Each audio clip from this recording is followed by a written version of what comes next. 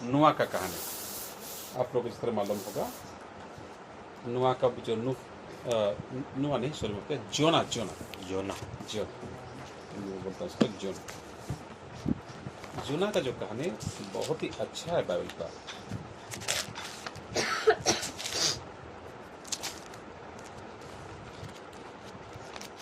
Bible के पुराने नियम में दानियल, इसके बाद आएगा आपका मिका, नाहूम, योना।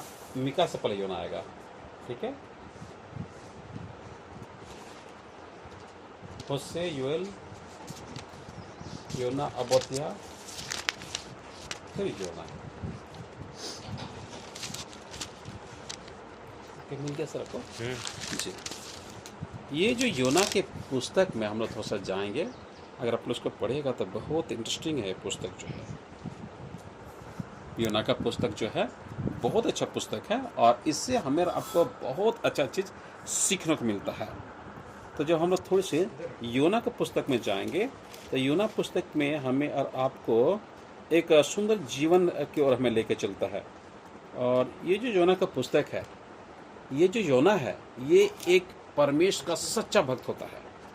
परमेश्वर का सच्चा भक्त है, और परमेश्वर इनको चुना था अपना सुसमाचार प्रचार करने के लिए। और परमेश्वर योना से बेहद प्रेम करता था, बेहद प्रेम करता था। और योना भी परमेश्वर से बहुत प्रेम करता था। और इसलिए परमेश्वर ने एक दिन योना को कहता है कि योना तू ये काम कर, तू जो मैं कहता हूं तू उन बातों को पूरा करेगा। तो परमेश्वर ने योना से कहता है कि योना तू जा, एक नगर भेजता हूं जिसका नाम है नेनवे। मैं तो नेनवे नगर को भेजता हूं, और नेनवे नगर जाकर के सुसमाचार प्रचार का, क्योंकि नेनवे लोग बिगड़ गए हैं और घोर पाप में डूबे हुए हैं।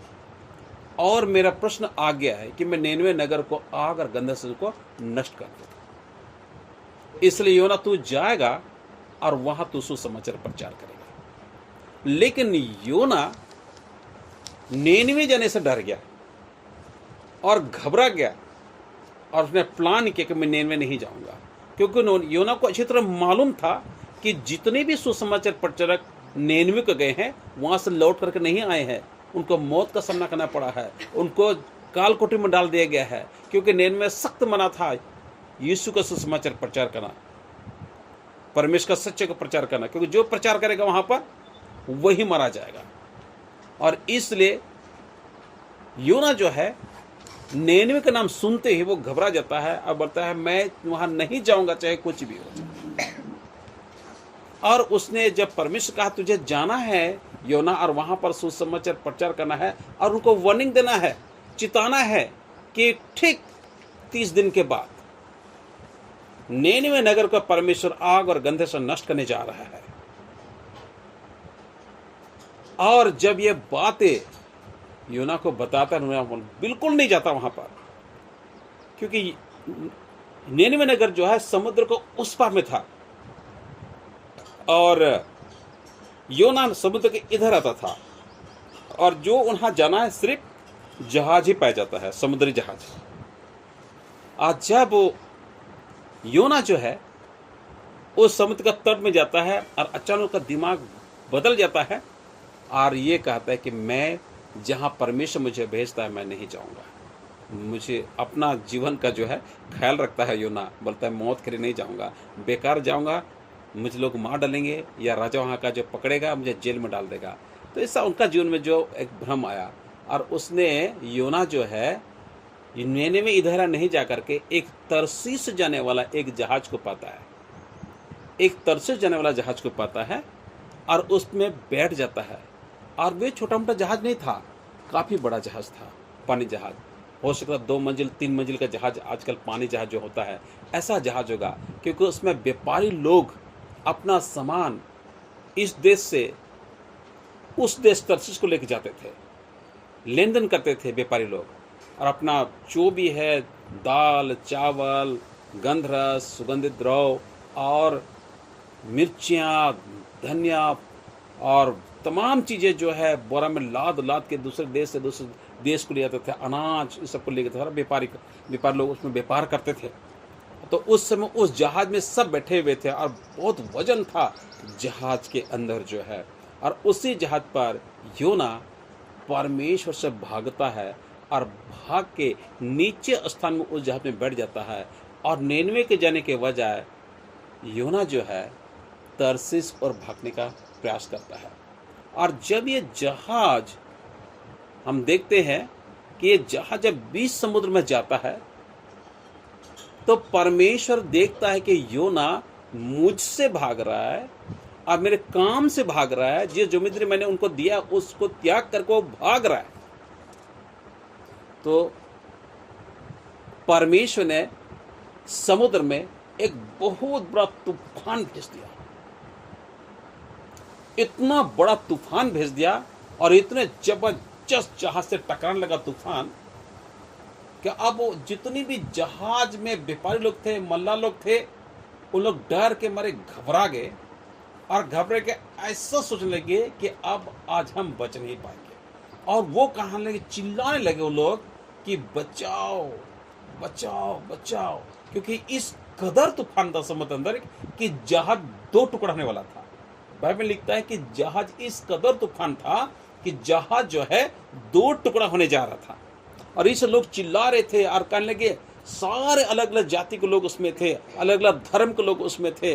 और सब ने वो लोग कहा कि सब कोई मिलके अपना अपना देवी देवताओं जो जो तुम लोग मानते हो अपने देवताओं से प्रार्थना करो, हो सके भयानक तूफान जो है ये थम सकता है, कोई न कोई देवता जरूर प्रार्थना को सुन लेगा। और वो लोग अपने अपने देवी देवता जो भी उसमें बैठने वाले जो अलग अलग धर्म के लोग थे, और वो अपने अपने देवताओं को अपने अपने भगवान से अपने अपना ईश्वर से प्रार्थना करने लगे। लेकिन जितनी भी अधिक भी प्रार्थना करते थे उतनी ही तेज गति से तूफान जो है उसमें टकराता था और पूरा जहाज हिलता था। और उनको यकीन हो गया कि अब हम नहीं बचेंगे और इस जहाज दो टुकड़ा हो जाएगा। और लोग डर के मारे उन लोगों ने कहा कि जितना भी सामान है जो जहाज के अंदर है, जो आप लोग माल लेकर आए हो बोरा में भर के, उन सब को तुम लोग समुद्र में फेंक दो, जहाज हल्का हो जाएगा ताकि जहाज डूबने से हम बच जाएं। और इसलिए सारा माल जितना था बोरे में लाद करके, जो सुगंधित था, गेहूं चावल वगैरह जो भी उस समय का जो व्यापारी थे ले जाते थे, कपड़े भी हो सकते हैं, उन सब को उन्होंने समुद्र में फेंक दिया। और जब समुद्र फेंक दिया तो जहाज हल्का होने के बाद भी वो जहाज में और भी तूफान और तेज गति से आने लगा। और किसी का प्रार्थना काम नहीं आया, किसी का दुआ काम नहीं आया। जितने भी उनका देवी देव से प्रार्थना किए, कोई देवी देवता प्रार्थना को सुनने के योग्य नहीं रहे, क्योंकि वो जो प्रचंड तूफान जो उसमें आया था वो किसी देवी एक देवता से नहीं आया था, बल्कि परमेश्वर ने भेजे थे इन चीजों को। और जब लोग प्रार्थना कर रहे थे, वही घड़ी जो पतवार है, जो जहाज को चलाते हैं पतवार, वो जब नीचे स्तर में आता है, नीचे आता है तो यहाँ देखता है एक व्यक्ति आराम से सोया है। नीचे भाग में लोग मर रहे हैं, तूफान आ रहा है, जहाज टूटने पर है, लेकिन वे व्यक्ति जो है चुपचाप चुप के बैठा हुआ है नीचे और सोया हुआ है। पतवार बोलता है कि तू कौन है, कहां से आया और क्या कर रहा है तू यहाँ पर? चलो उठो उठो। और तू अपना देखते हो इतना बड़ा तूफान आया, इतना मुसीबत आया यहाँ पर और आप सो रहे हो, उठ चलो और अपने ईश्वर से, अपना देवता से प्रार्थना, जिस देवता से तुम विश्वास करते हो उस देवता से प्रार्थना करो। तो प्रार्थना नहीं करता, प्रार्थना नहीं करता। सब हैरान हो जाते हैं, यार ये सब अपना अपना दुआ कर रहे हैं, प्रार्थना अपना ईश्वर से मांग रहे, बचा ले प्रभु, हम सबको बचा ले, हम सबको बचा ले, और तूफान को बंद कर। ये कुछ नहीं बोल रहा है। किस मुंह से बोलेगा?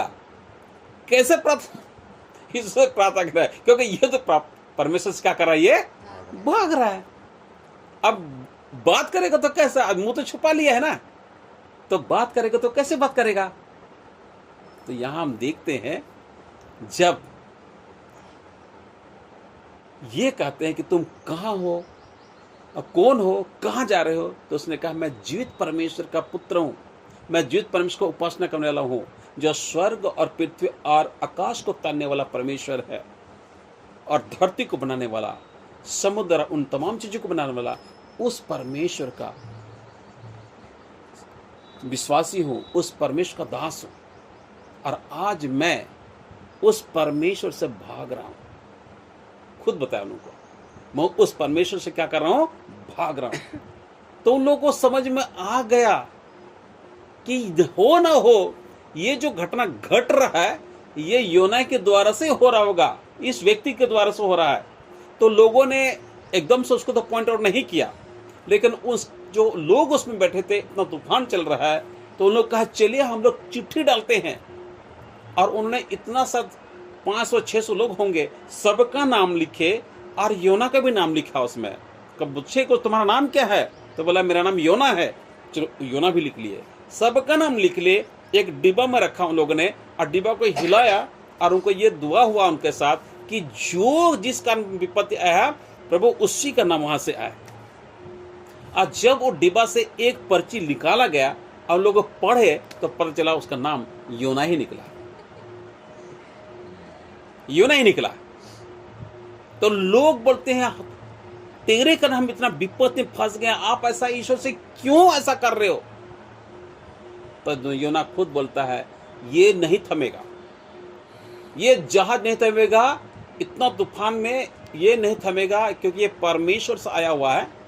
इसलिए ये तभी थमेगा जब आप लोग मुझको पानी में पकड़ करके 20 समुद्र में फेंक देना, तब ये थमेगा। मरना पसंद किया उसने, मर जाना पसंद किया, लेकिन यीशु पास लौट जाना पसंद नहीं। समझ रहे चीजों को? आज के कलीसिया, आज के विश्वासी मरना पसंद कर रहे हैं, लेकिन लौटना पसंद नहीं कर रहे, क्योंकि वो जानते हैं सच्चाई को। परमेश्वर मनुष्य को चुना है, अपना परिचय दे दिया है, लेकिन वे वही गलत मार्ग में तरसीस को ही लोग भाग रहे हैं। परमेश्वर कहता है लौट कर आओ मेरे पास, पर वे लौटेंगे नहीं, भागना पसंद करते हैं, मर जाना पसंद कर रहे हैं, लेकिन वो वापस लौट करके नहीं। लेकिन परमेश्वर सबको प्रेम करता है, और हम जानते हैं पर परमेश्वर योना को बेहद प्रेम करता था। और जब योना ने ठान लिया और कहा कि मुझे समुद्र में फेंक दो, तो उनको पकड़ करके 20 समुद्र में फेंक दिए उसको। जब 20 समुद्र में फेंक दिए तो यहां हम लोग देखते हैं कि एक बड़ा सा मछली मुंह फाड़ के रखा था, और जैसा योना को फेंकते हैं, फेंकते ही मछली का मुंह में चला जाता है और मछली उसको निगल जाता है। आप लोग कल्पना कर सकते हैं कोई पेट के अंदर पास वापस आ सकता है क्या? एक सांप एक मेढक खाता है, जिंदा निकल जाता है। आप सोचिए वो मेढक वापस जिंदा आ सकता है? गल के है, मर के है, गल करके आता है, मर जाता है वो। आज तक कोई ऐसा नहीं है जो कोई चीज खाया और वैसे ही निकला। वो जैसा योना को निगल गया, और योना के अंदर का पेट का अतुड़िया में सोच सकते हैं क्या कितना गंदगियां होगा। आप लोग कभी मुर्गियों को काटे हैं घर में? मुर्गियां तुम्हें क्या रहता है? गंदगी रहता है। बकरा काटो तो पटे पूरे अतड़ी में गंदगी रहता है। तो जब मछली योना खाएगा कोई ऐसी था क्या? उसमें क्या था? गंदगियां था, और गंदगी में योना जो है घुस गया है लपत। वहां तो श्वास देने का लायक भी नहीं है। ये क्या श्वास करो? क्या वहां बहुत शुद्ध हवा मिल रहा था क्या उसको? अरे उसके उस पेट के अंदर इतनी गंदगियां, मछलियों का गंदगियां, उसके अंदर लथपथ गंदा, उसमें क्या ऑक्सीजन मिलेगा उसको? तो उसी समय इंसान घुटन होकर मर जाएगा। लेकिन जब योना को खाया मछली, पेट के अंदर गया, उस गंदगी में योना तड़प रहा है पेट के अंदर, और इतना गर्म कि योना अभी गल जाएगा। योना भी क्या हो जाएगा? गल जाएगा। भाई गलेगा तभी तो, गर्म से हर चीज गल जाता है पेट के अंदर। हम लोग खाते हैं, इतनी गर्मी है कि हर चीज गल जाता है पेट के अंदर। वो भी चीज खाता है, गाय वाले घास खाते हैं, गल जाता है पेट के अंदर, क्योंकि गर्म है, और यहां उनको पूरा गला देता है। ठीक है ना? तो उसी प्रकार उस योना को भी गल जाना चाहिए था पेट के अंदर। लेकिन जब मछली के पेट में गया, योना को एहसास हुआ कि मैं एक बड़ा सा मछली के पेट में हूं और तड़प रहा है जिंदगी मौत का, उनको मालूम हो चुका था योना को कि अब तो मेरे लिए क्या है, मौत है। अब तो मेरे लिए क्या है, मौत तय हो चुका है कि मौत के मुंह में घुसा हुआ है। वहां पर योना परमेश्वर से प्रार्थना करता है, वहां पछतावा करता है और प्रार्थना करता है योना कि प्रभु मुझे माफ कर, मुझे माफ कर, क्योंकि मैं ये सजा जो भुगत रहा हूं मौत का, क्योंकि मैं आपसे भागना चाह, पर तो क्षमा कर ले परमेश्वर, मुझे एक बार माफ कर दे प्रभु, और मुझे पाप की गहराई में डूब मरने मत देना। अगर तुझे मारना है, अब मुझे मौत है, मेरे एक एक पापों के लिए क्षमा चाहता हूं, मुझे माफ कर प्रभु, और मेरा निर्दोष होकर मुझे मौत मिले। ये बहुत गिड़गिड़ा के प्रार्थना करता है, क्योंकि मैंने तेरा आज्ञाओं को नहीं माना, मुझे माफ कर, आप तेरी इच्छा मेरे जीवन में पूरी हो, तेरी इच्छा मेरे जीवन में पूरी हो प्रभु जी। 3 दिन तक वो मछली के पेट में चला जाता है, 3 दिन तक मछली के पेट में रहता है, और लास्ट जब जोना पछतावा करता है, प्रार्थना करता है, दुआ करता है और रिपेंट करता है और यीशु से माफी मांगता है, और परमेश्वर उनके पाप को क्षमा कर देता है। और क्षमा करके परमेश्वर उस मछली को, जिसके पेट में था, जो योना को गलने नहीं दिया पेट के अंदर, उस मछली को परमेश्वर नियुक्त कर रखा था योना को बचाने के लिए। इसलिए परमेश्वर ने उस मछली का पेट को नॉर्मल रखा और योना को मछली पेट में गलने नहीं दिया। और उस मछली को परमेश्वर ने आदेश दिया कि योना को समुद्र के अंदर से इस जगह से लेकर के नेनवे नगर के किनारे में लेके जाए, और वही मछली जो है उनको ले जाके योना को समुद्र के किनारे नेनवे के पास उनको उगल देता है। जब वहां उगल देता है तो सोच सकते कि योना का क्या स्थिति हुआ होगा। एकदम से अच्छा तो नहीं था, वो तो बहुत बुरा हाल होगा। वही समुद्र में नहाया होगा, धोया होगा, अपने को फ्रेश किया होगा, और फिर योना ने तय किया, उसने सोचा कि नया जीवन मुझे मिला। और जब योना पानी में से बाहर निकलता हड़बड़ा जाता है, यार मैं कहाँ था और कहाँ आ गया मैं। और कहा प्रभु जी, जब मुझे मौत के मुंह से तू मछली के वो मौत में था, मैं वहां तो जिंदा मुझे बचा सकता है, तो मैं चाहे नेनवे में जाऊं तो भी तू मुझे क्या करेगा, रक्षा कर सकता है। और नेनवे में सुसमाचार प्रचार करता है। योना लौटता है, पाप से माफी मांगता है, और फिर जाकर के लौट के यीशु पर चला जाता है, यीशु का आज्ञाकारी बनता है और नेनवे को सुसमाचार प्रचार करता है। और उनको बोलता है कि ठीक 30 दिन के बाद नेनवे को परमेश्वर आग और गंध से नष्ट करेगा, आग और गंध से नष्ट करेगा, क्योंकि आप लोगों का पाप परमेश्वर तक पहुंच गया है और आप लोगों से परमेश्वर नाराज है, क्रोध है। इसलिए ठीक 30 दिन के बाद परमेश्वर आपके पापों का दंड वो देने जा रहे हैं। ये प्रचार करता रहा,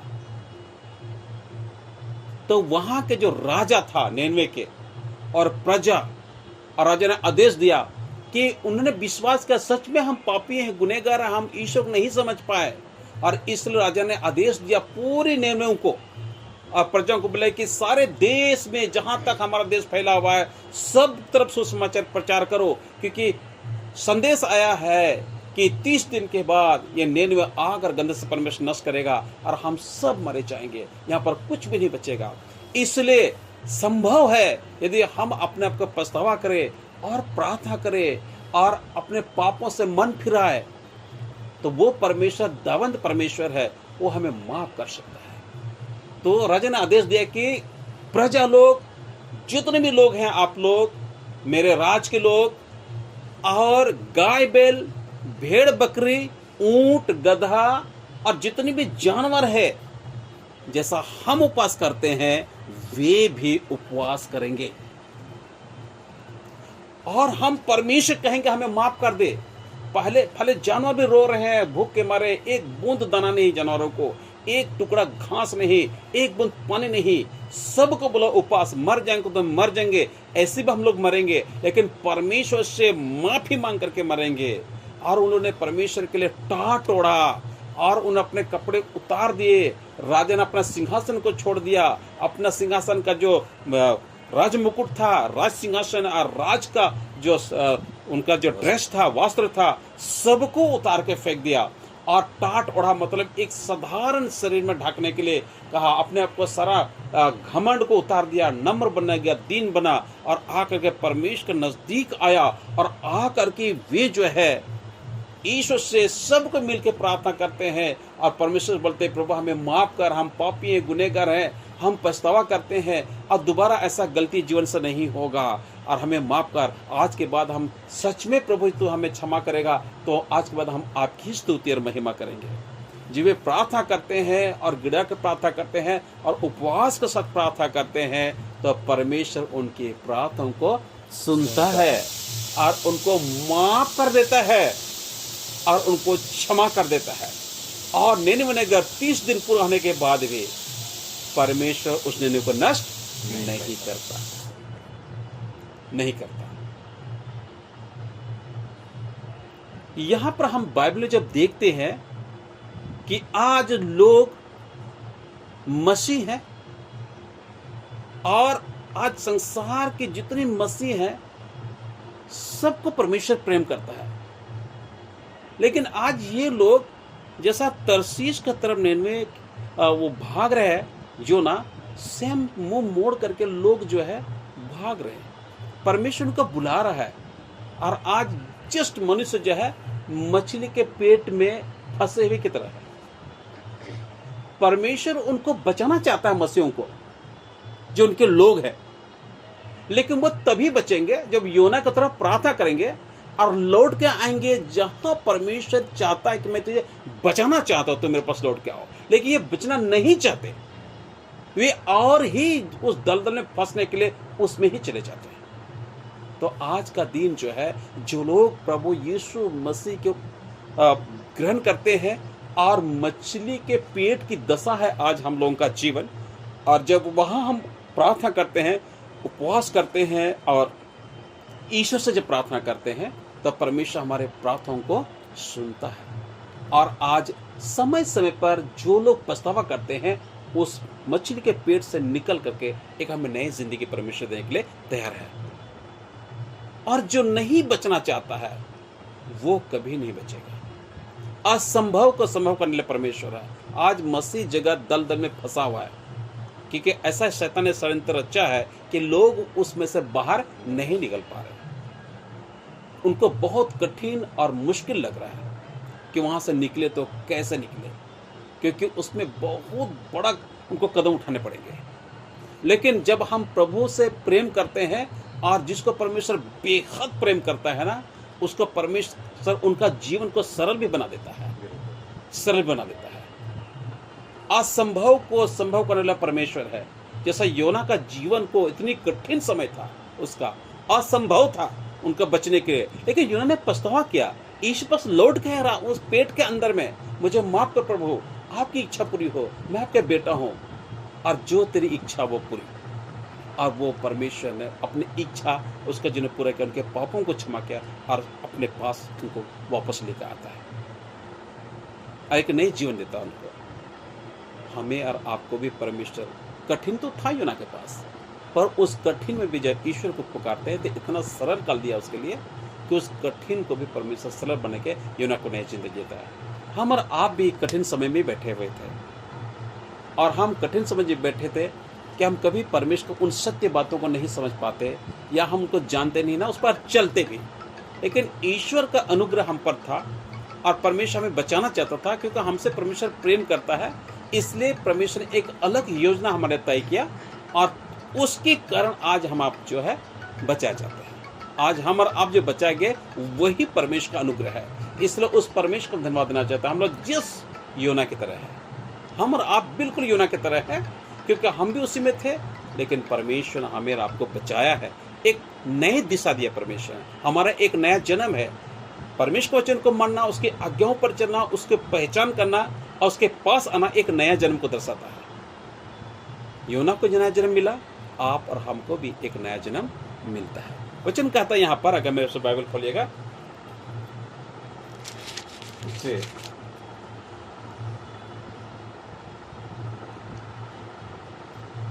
दूसरा पुस्तक 3:9, दूसरा पत्रस का पुस्तक 3:9। दूसरा पत्रस का पुस्तक 3:9 कहता है,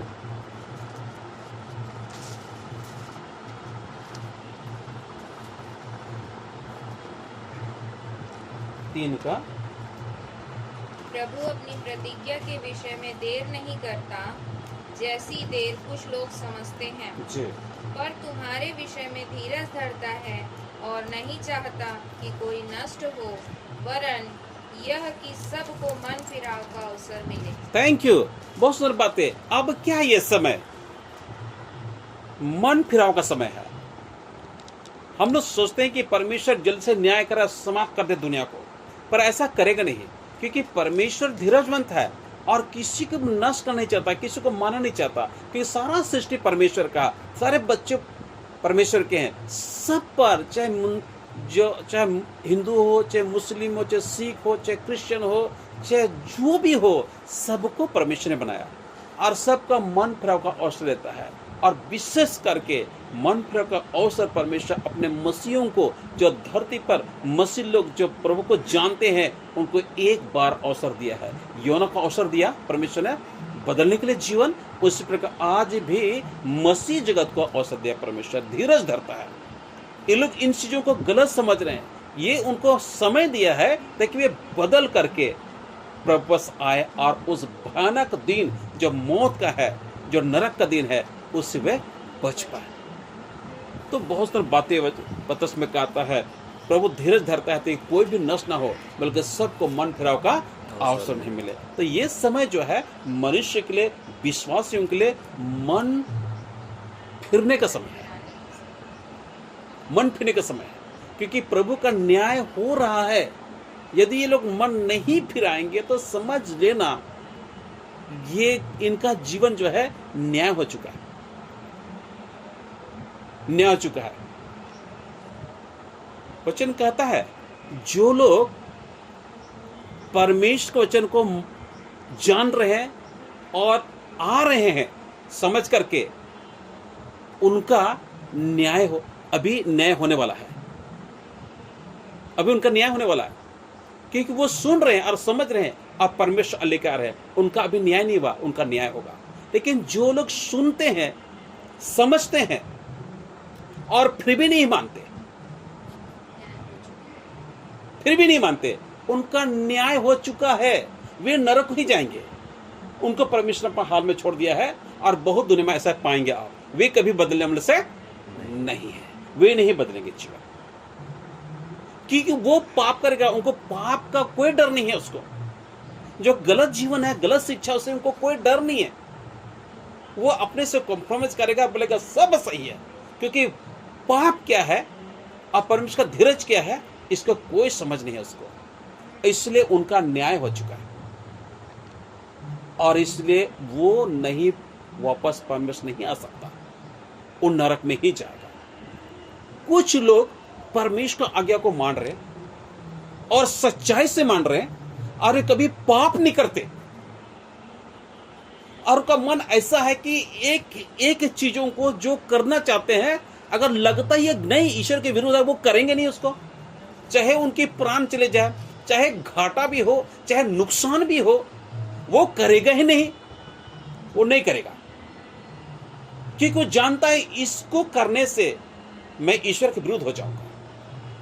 तो इस समझना उसका भी न्याय हो चुका है, क्योंकि परमेश्वर ने उनका न्याय कर चुका है कि वे व्यक्ति पाप बिल्कुल नहीं करेगा, उनके अंदर पाप पैदा ही नहीं होगा, और पाप आने से भी वो पाप नहीं कर सकता, क्योंकि वो स्वर्ग राज का उनका प्राप्त कर चुका है, उनका जीवन पुस्तक नाम लिख चुका है। और जब लिखने से शैतान उसको पाप के फंदा में नहीं फंसाता, क्योंकि शैतान जीवन के पुस्तक को देखता है और ये देखता है किसका किसका नाम जीवन पुस्तक में लिख चुका है, उससे शैतान छू नहीं सकता और उनको परीक्षा में नहीं गिराता, अब पाप करा ही नहीं सकता उसको, कि उसका नाम जीवन पुस्तक में ऑलरेडी परमेश्वर लिखा है। और जो पाप की दशा में है, जो लोग पाप करते हैं, उनको कोई फर्क नहीं पड़ता मसीह को, वो पाप की गहरे में डूबा हुआ है, उनके अंदर में शैतान ताबड़तोड़ काम करता है और उनको पकड़ के रखता है कि वे अब परमेश्वर पर नहीं जाते, ये मेरे लोग हैं। परमेश्वर उनको पकड़ता है, शैतान उनको पकड़ता है जो आज के समय में जो वचन को पढ़ रहे हैं, रियलाइज करते हैं, एहसास करते हैं चीजों को और चलने की प्रयास करते हैं, इनको शैतान पकड़ कर रखा है, शेष को। तो न्याय 1844 से शुरू हो चुका है।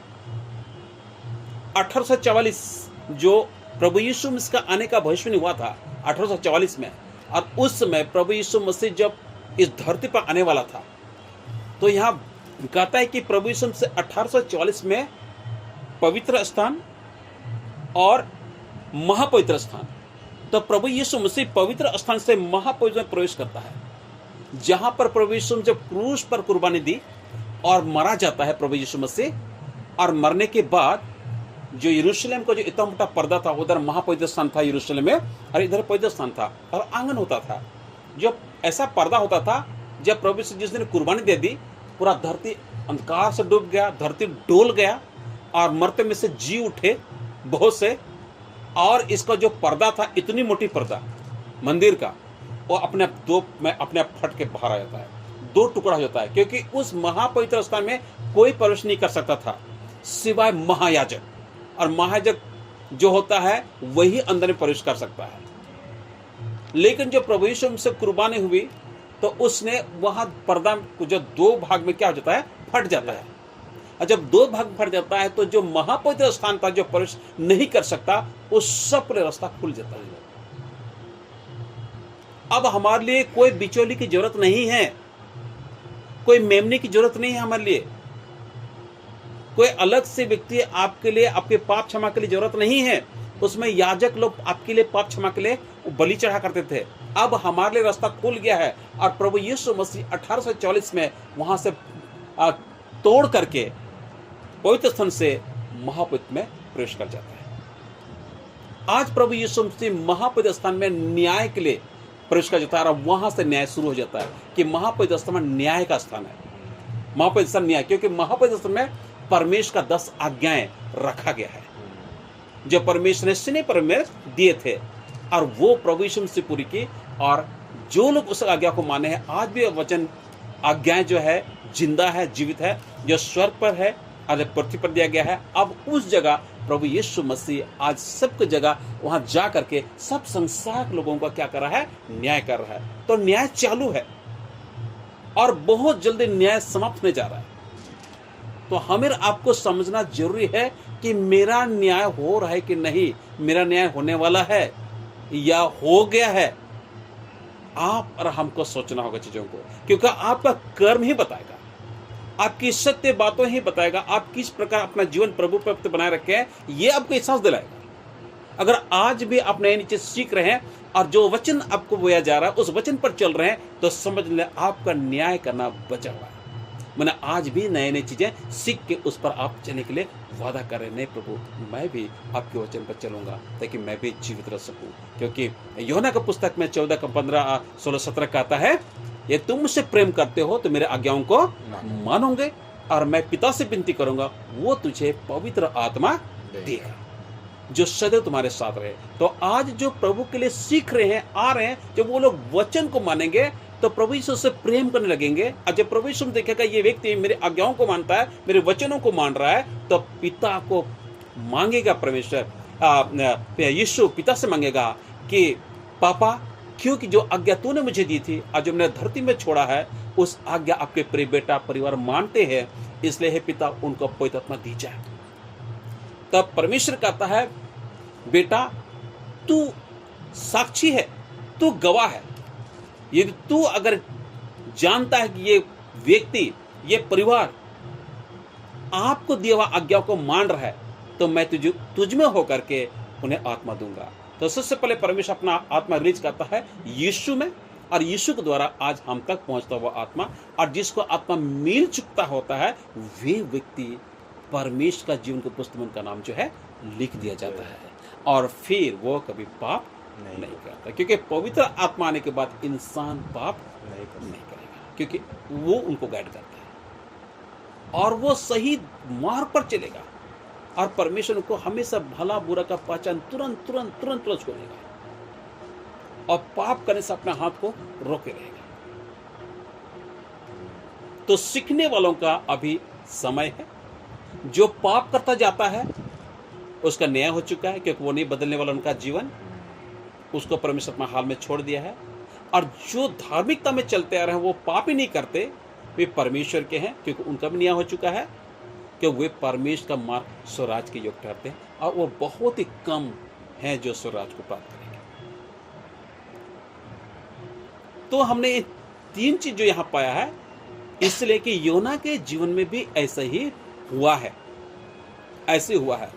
योना की धार्मिकता, उसने पछताया, पापों से क्षमा मांगा, और परमेश्वर फिर से अपने पास बुलाता है। ये आज हमारे आपके लिए भी समय है। और अभी हमें आपको समझना है कि मेरा न्याय हुआ कि नहीं। अगर जीवन में पाप हो रहा है ना, तो समझ ले कि मेरा न्याय नहीं हुआ, और फिर पछतावा करते हैं, प्रभु मुझे माफ कर कि मैंने पाप किया, आपके प्रति गुनाह किया है, और सच में आपके विरुद्ध मैं पाप करता हूँ। तू तो क्षमा करने परमेश्वर है, 1000 बार भी पाप करूँ तो भी तू क्षमा करने वाला परमेश्वर है, मुझे मेरे पापों को तू क्षमा कर। जब हम इन चीज़ों को रियलाइज करते हैं ना प्रार्थना में, तो आपको समझ में आ चुका होगा कि प्रभु अभी भी मेरा न्याय जो है नहीं किया है। परमेश्वर मेरा न्याय अभी समय दिया, मुझे धीरज धरता है ताकि मैं नष्ट ना हो, मैं नरक में ना जाऊं। तो ये चीज हमें आपको अभी समझने की जरूरत है। कई बार जीवन पर आता है सारी चीजें, अब ऐसा नहीं मन करता है मेरे भी ऐसा जीवन पर कि कोई पाप करूं, या ऐसा जीवन पर मन पर नहीं आता, और ऐसा सोच भी नहीं आता है, क्योंकि ईश्वर का जो आप में अगर पकड़ लेता है ना, वो इंसान सिर्फ भलाई सोचता है, भलाई सोचता है। और जिनका अब तो न्याय का समय है, उस समय तो प्रचार के समय था, 1844 से तो न्याय शुरू हो चुका है, और आज न्याय चल रहा है। मैं खोल के आप लोगों को इस कुछ बातों को मैं आप लोग दिखाऊंगा, बताऊंगा चीज़ों को, ताकि इन चीज़ों को आप लोग समझ सको।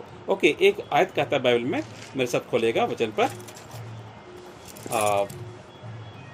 हम लोग खोलेंगे पहला यूहन्ना की पुस्तक 1:9।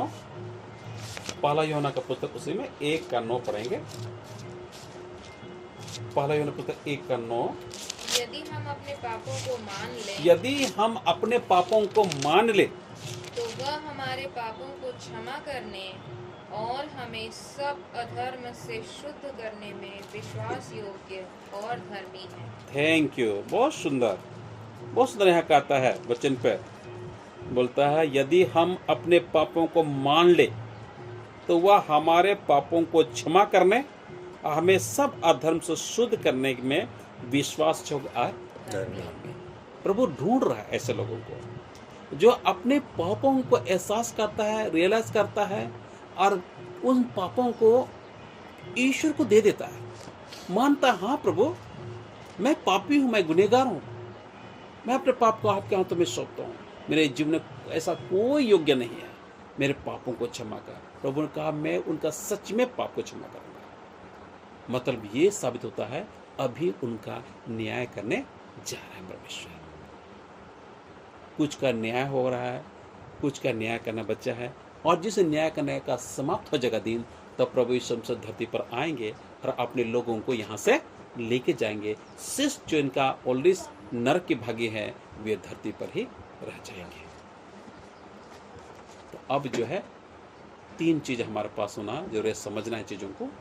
अभी आप हमारा न्याय करने का समय है, क्योंकि जब हम पाप करते हैं फिर रियलाइज करते हैं, ईश्वर पास आते हैं, फिर प्रार्थना करते हैं, फिर क्षमा मांगते हैं, ये समझ में आता है कि प्रभु न्याय नहीं किया, मेरा न्याय करेगा, इससे पहले मैं पवित्र हो जाऊँ, उसका आज्ञाओं को मान के मैं प्रभु में जीवित रह सकूँ। तो बहुत सुंदर बात है प्रभु जो वचन को लिखता है कि न्याय, प्रभु धीरजवंत है, वो हमारे पापों को क्षमा करने वाला है।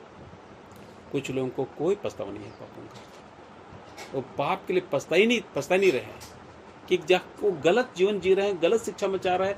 आज सैबत का दिन छोड़ करके आज लोग अब चर्च में पड़े हुए हैं, जो कि परमेश्वर साफ मना कर रखा है आज